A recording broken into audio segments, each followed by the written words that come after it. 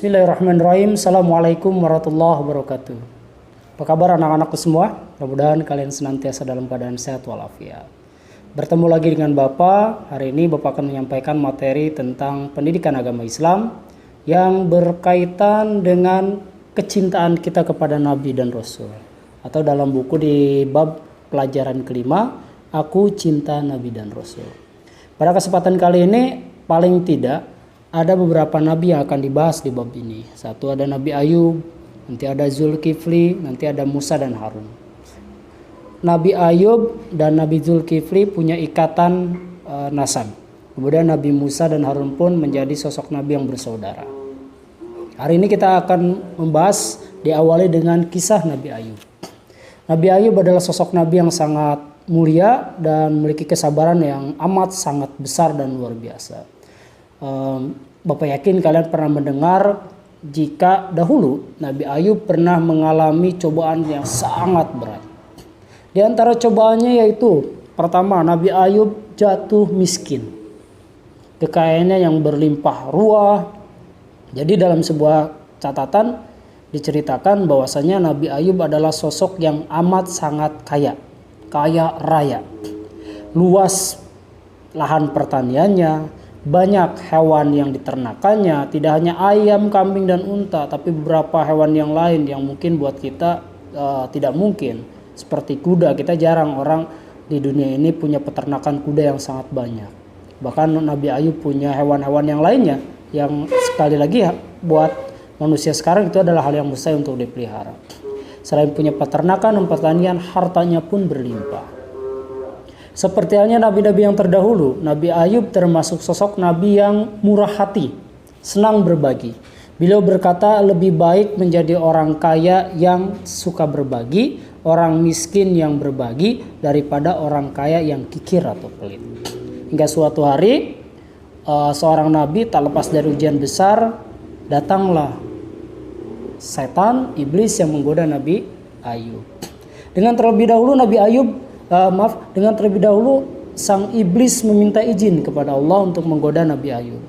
Wahai Tuhanku, izinkanlah aku untuk menggoda Ayub.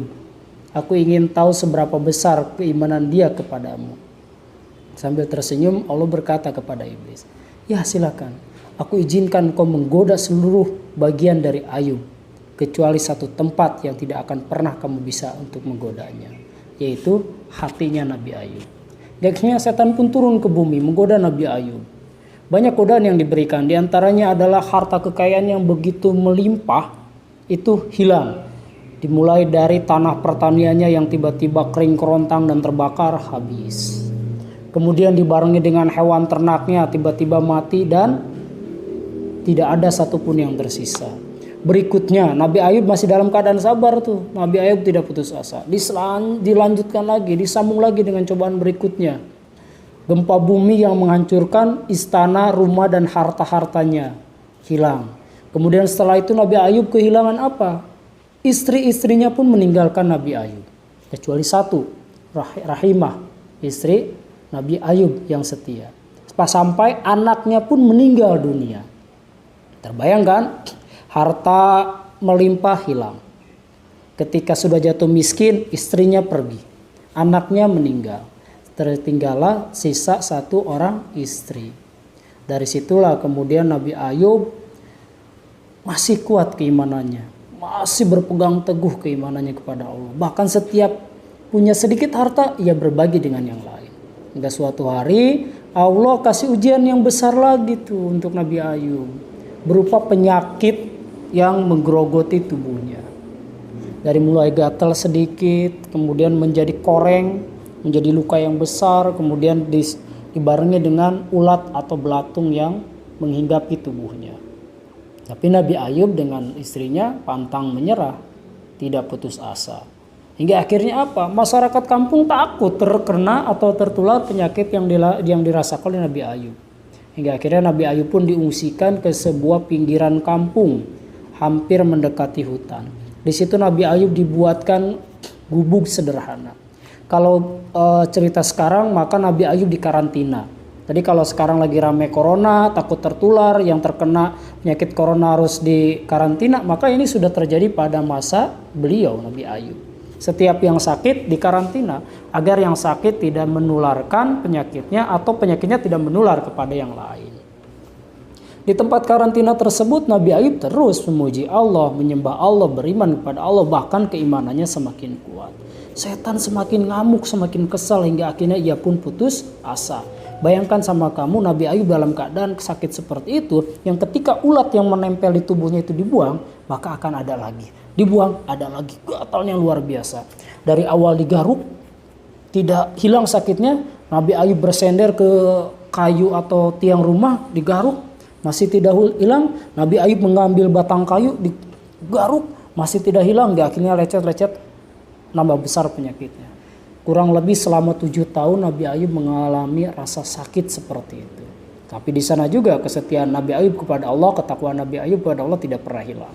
Hingga akhirnya pada masa terakhir ketika setan sudah putus asa menggoda Nabi Ayub, semua yang dulu hilang ketika sudah dimiliki oleh Nabi Ayub kemudian hilang, itu kembali lagi.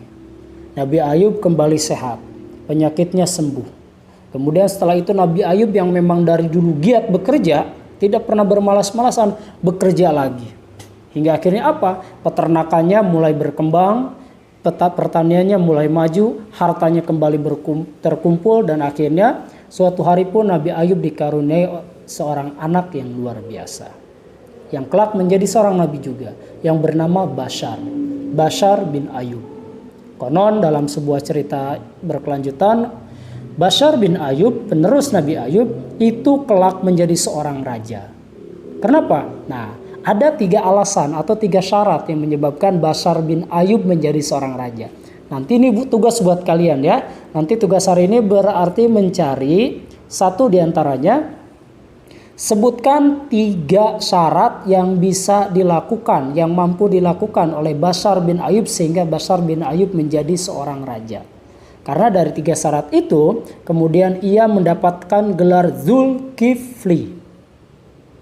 Ya, artinya orang yang sanggup. Sanggup apa? Sanggup menjalankan 3 syarat yang diberikan raja. Ketika syarat itu sudah dilaksanakan, sudah dilakukan dengan maksimal, maka Bashar bin Ayub atau Nabi Zulkifli yang kita kenal kemudian menjadi seorang raja. Karena waktu itu raja sudah tua, dia sudah tidak sanggup melaksanakan pemerintahannya, dia butuh sosok muda yang bisa membangun negaranya, yang bisa memajukan negaranya. Tentu kalau anak muda harapannya adalah bisa menjadi penerus yang luar biasa. Bisa atau memiliki kekuatan semangat kerja yang luar biasa, etos kerja yang bagus, atau bahkan anak muda diharapkan memiliki pemikiran, inovasi, kreativitas yang sangat bagus sehingga kerajaannya mampu berkembang, mampu menjadi kerajaan yang lebih baik lagi. Hadirlah Bashar bin Ayub atau Nabi Zulkifli. Jadi Zulkifli itu hanya gelar, nama aslinya adalah Bashar. Akhirnya beliau menjadi seorang raja yang sangat luar biasa. Itu berkat apa? Di antaranya adalah berkat kesabaran sang ayah dan sang ibu. Dan mudah-mudahan ini pun jadi pelajaran kita semua ketika ayah dan mamah kalian sudah berusaha menyekolahkan kalian. Hari ini mamah dan ayah jadi karyawan misalnya, maka kalian besok yang jadi bosnya. Hari ini mamah dan ayah misalkan jadi pegawai negeri sipil, maka besok kamu yang menjadi menteri atau presidennya atau gubernur dan bupatinya. Itu harapan terbesarnya. Artinya mudah-mudahan hidup kita sebagai penerus ayah dan mama, penerus kakek dan nenek menjadi lebih baik. Itu ingat ya, tadi ada tugas 1. Maka tugas yang kedua adalah nanti kalian silakan tulis apa saja godaan yang dilakukan oleh setan terhadap Nabi Ayub. Dan Nabi Ayub mampu menghadapinya. 2 saja tugasnya. Jadi yang pertama, cari 3 poin yang menyebabkan Bashar bin Ayub berhasil diangkat menjadi raja. 3 syaratnya itu yang berhasil dilaksanakan apa.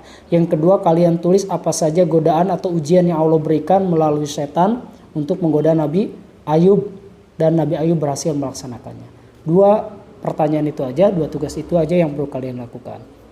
Terima kasih banyak untuk pertemuan hari ini. Nanti minggu depan atau di pertemuan berikutnya, insya Allah kita akan membahas tentang Nabi Musa dan Nabi Harun. Insya Allah itu pun hal yang sangat luar biasa. Di Jadi kisah-kisah Nabi ini tidak hanya 4 Nabi, seluruh Nabi adalah hal-hal yang patut kita baca kembali, patut kita telaah kembali. Ternyata perjuangan seorang Nabi itu sangat luar biasa. Kehebatan seorang Nabi itu sangat luar biasa, terutama pada karakter sabarnya. Sabar.